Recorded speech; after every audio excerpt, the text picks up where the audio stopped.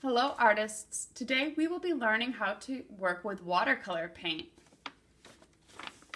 Some of the supplies we will need is recycled paper or a paper towel that we will work on when we paint. In the supply kits that were sent home, you should have received a set of watercolors, an extra paintbrush, and extra thick paper. If you do not have a paintbrush, we can use Q-tips or our fingers to apply the water and paint to our painting. If you do not have the watercolor set, we can use markers instead. If you do not have the thick paper that was sent home, you can use a paper bag or cardboard or your sketchbook. If you will be creating your painting in your sketchbook, you will want to have a piece of paper towel behind it or some recycled paper behind it.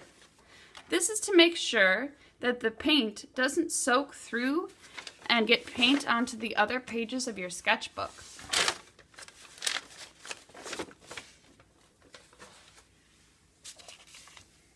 We will also need a little dish of water, crayons, as well as a pencil and an eraser to be working in our painting studio today. You can go ahead and pause the video to collect your supplies. For today's watercolor skill builder, we will be creating heart designs.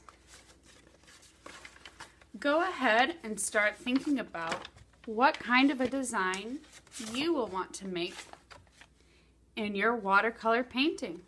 Now that we have all our materials, you can go ahead and start to draw the design for your watercolor heart painting.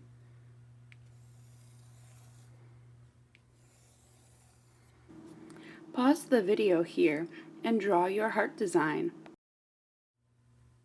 We can use crayon to create what will be a crayon resist.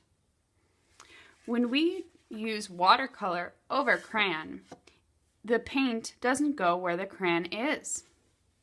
Go ahead and use your crayons to create some of your painting.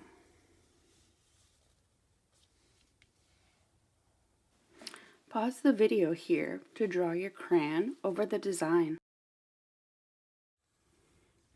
Now that we've added our crayon for the crayon resist technique, we will be using the wet on wet technique.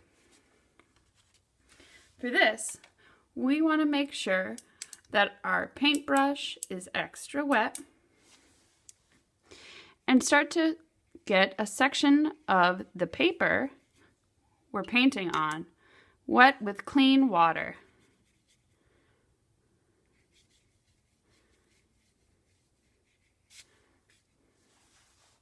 Next, we will go ahead and add some water to our paint palette. You will want to roll the brush in your fingers to wake up and tickle the paint palette. Now we can go ahead and start adding that color to the painting.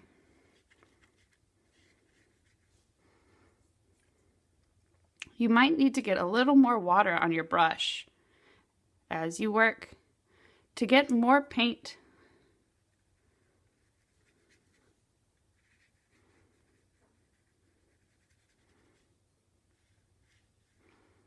Now that we've painted that area, we can go ahead and clean our brush so we can get a new color. Again, I'm going to roll the brush in my fingers to wake up the paint. With a new color, I'm going to add drops to the paper. As I do that, they start to spread out, and pause the video here and continue to use the wet on wet technique to cover the majority of your painting. Leave some details out, as we will put those details in with paint in just a little while.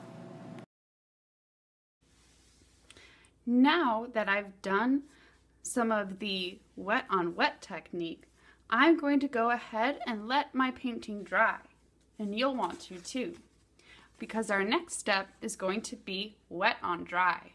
To do this, we need to make sure that our painting is dry. So you can go ahead and walk away for a few minutes. Come back and check on it.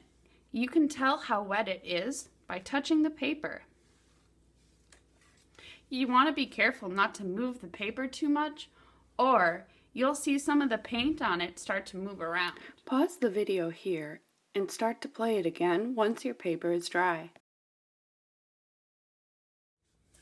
Now that our paint is dry, we can go ahead and do the wet on dry technique. We will wet our brushes and wake up the paint in our palette by rolling the brush back and forth. Then you can go ahead and start using that to create designs on top of what you have already painted.